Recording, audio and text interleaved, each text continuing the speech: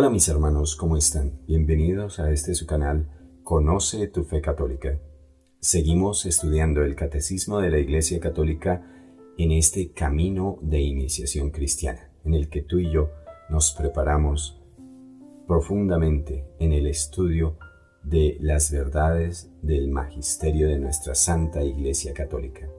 Ya vamos a la altura del numeral 302.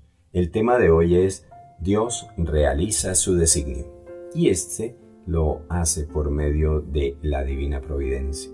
Por tanto, el tema de hoy es la divina providencia. Bienvenidos. Para hablarnos del tema de la divina providencia, recordamos a Jesús y su enseñanza al respecto en el Evangelio según San Mateo, capítulo 6, versículos del 31 al 33.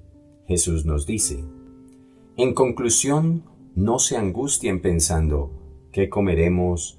¿Qué beberemos? ¿Con qué nos vestiremos? Todo eso buscan ansiosamente los paganos. Pero el Padre del cielo sabe que ustedes tienen necesidad de todo aquello. Busquen primero el reino de Dios y su justicia, y lo demás lo recibirán por añadidura. Palabra del Señor. Gloria a ti, Señor Jesús.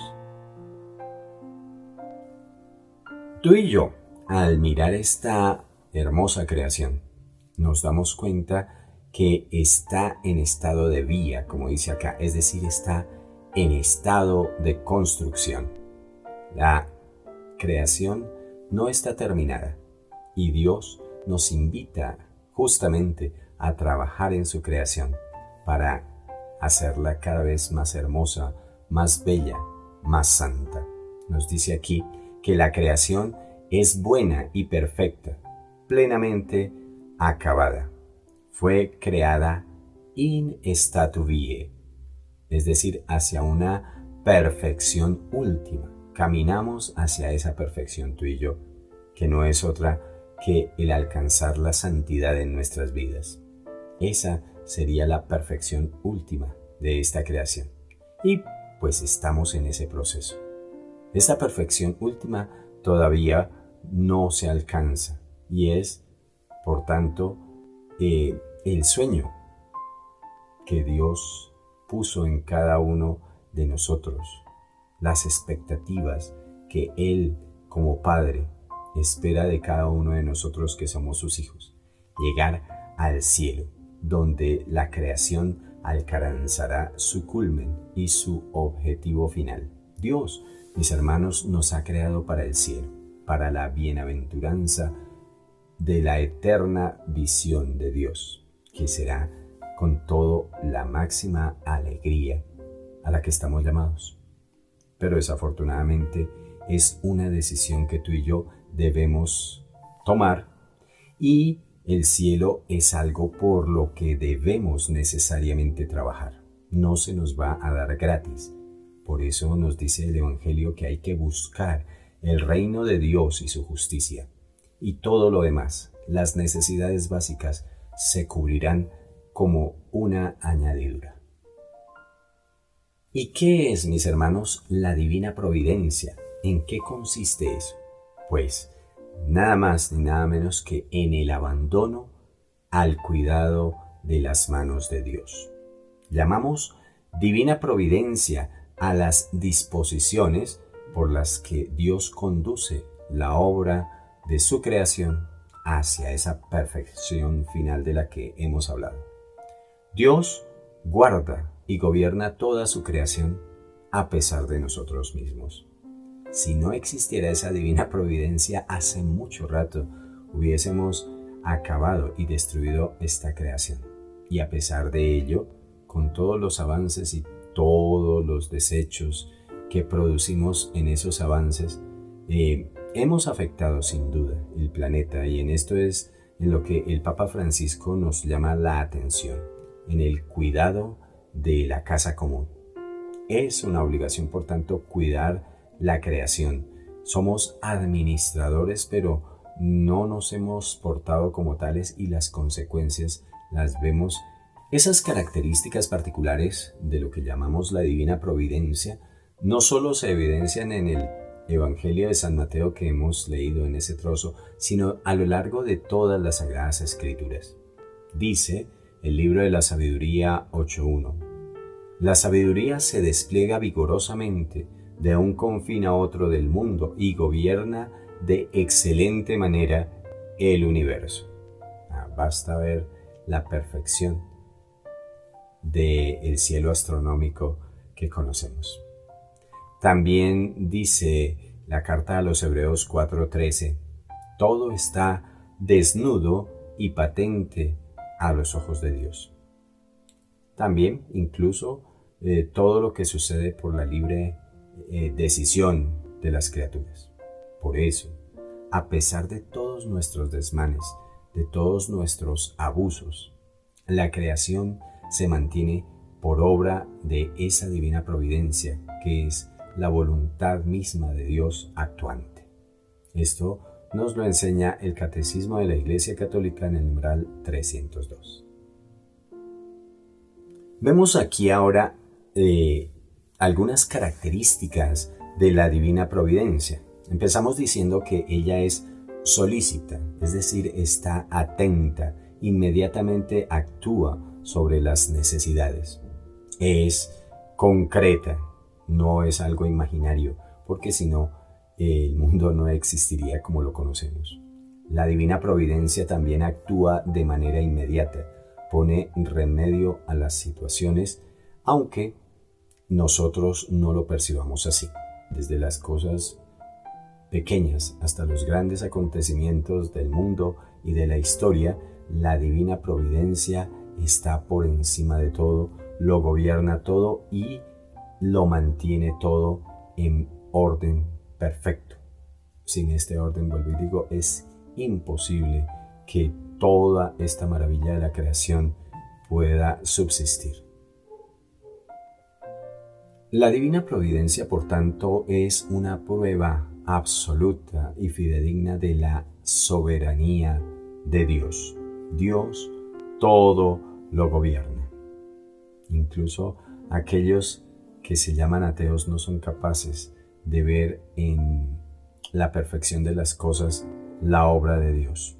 Simplemente y de manera ciega y terca se dedican a decir que Dios no existe, pero no se dan cuenta que todo se iría a pique. Es más, nada existiría si no es por su divina voluntad para crearlo todo y después su divina providencia para mantenerlo todo.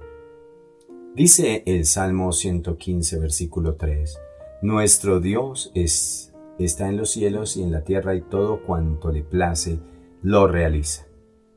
Y de Jesucristo nos dice: si Él abre, nadie puede cerrar; si Él cierra, nadie puede abrir. Esto nos lo recuerda el libro del Apocalipsis, capítulo 3, versículo 7.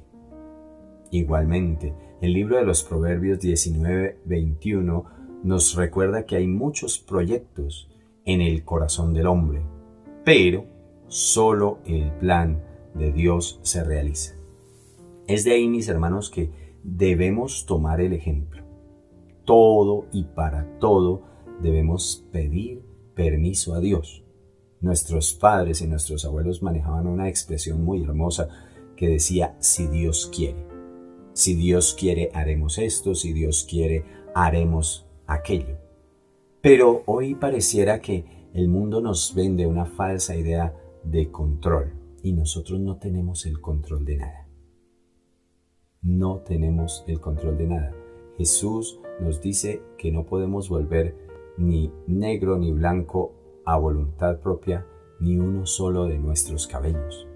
El plan de Dios siempre se realizará, a pesar de que exista la zozobra de que pueda explotar la guerra nuclear o cualquier cantidad de males que se ciernen sobre toda la humanidad. Por encima de todas las intenciones, de todos los corazones malos que han existido y que existirán, está la santísima voluntad de Dios, que nos sostiene justamente con su divina providencia.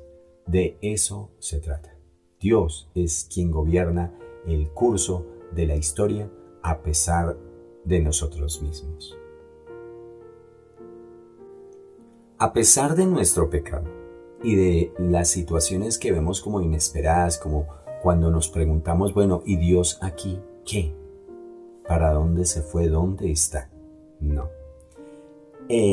Justamente dice acá que Dios se sirve de las causas segundas, de eso que aparentemente nada tiene que ver con Dios, que nos lleva incluso injustamente a reclamarle a Dios, bueno, ¿y Dios dónde estaba cuando esta desgracia, dónde estaba cuando estos males ocurrieron? Dios se sirve de esas cosas que llamamos las causas segundas. El Espíritu Santo atribuye con frecuencia a Dios acciones sin mencionar las causas segundas, recordando así de un modo profundo la primacía de Dios y su señorío y educarnos así en la confianza en Él. Así nos lo enseña el Catecismo de la Iglesia Católica, mis hermanos, numeral 304. Todas las cosas suceden porque Dios está al frente, gobernando esto que aparentemente resultaría ingobernable, pero la potencia, el poderío de Dios se manifiesta justo ahí, en que Él, como dice el dicho, escribe derecho en renglones torcidos. La conclusión y la solución es relativamente fácil, mis hermanos. Hagámosle caso a nuestro Señor Jesucristo cuando nos pide abandonarnos confiadamente en las manos amorosas del Padre Celestial. Recordemos, nos dice Jesús, no andéis pues preocupados diciendo qué vamos a comer, qué vamos a beber. Ya sabe el Padre Celestial que tenemos necesidad de todo eso. A nosotros nos corresponde solamente buscar el reino de Dios y su justicia, es decir, hacer la voluntad de Dios en nuestra vida. Eso es todo lo que nos toca hacer. Solamente la voluntad de Dios. Y esa la logramos hacer con la ayuda de su gracia, es decir, tenemos todas las herramientas para no sacarle disculpas a Dios diciendo es que, no. Tenemos todo, se nos ha dado todo. Y todo lo dispone Dios para el bien de cada uno de nosotros. Lo que Él necesita de nuestra parte es nuestra buena voluntad, tal como lo cantaron los ángeles en la noche del nacimiento de nuestro Señor Jesucristo en Belén. Gloria a Dios en el cielo y en la tierra paz, paz a los hombres de buena voluntad. No se requiere más, mis hermanos, nuestra buena voluntad para cumplir fielmente la justicia de Dios. Ahí estamos buscando entonces el reino de Dios y su justicia. Confiados en su palabra, todo lo demás, el alimento, el vestido, el cubrimiento de todas nuestras necesidades, se nos va a dar en virtud de nuestra buena voluntad como una añadidura, como lo dice Jesús en el Evangelio de San Mateo 6, del 31 al 33, o en el capítulo 10, del 29 al 31. Y así nos lo está recordando el Catecismo de la Iglesia Católica en el numeral 305. Miremos entonces la importancia de esto que conocemos como la divina providencia y que muchos allá afuera desconocen. Por eso, mis hermanos, hay que compartir esta información. No te quedes tú solo con ella. Yo sé que estos temas no son muy bien vistos o no son muy vistos. ¿Por qué?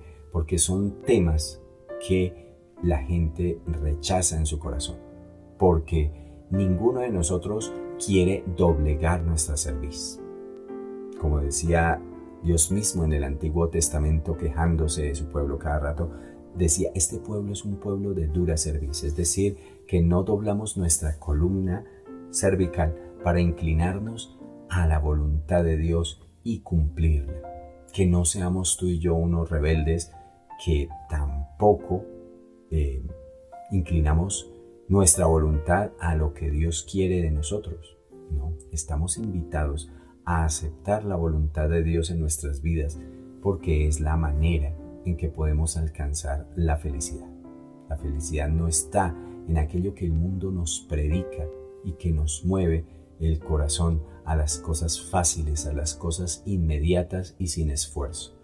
Todo lo contrario, buscar el reino de Dios y su justicia implica sufrimiento, implica sacrificio, implica trabajo, implica hacer y querer hacer la voluntad de Dios, enseñar a otros a hacerla. Por eso, mis hermanos, compartan esta información con todos aquellos que sabes que la necesitan. No te quedes tú solo con la dicha de saber cuál es la voluntad de Dios y estemos dispuestos a cumplirla.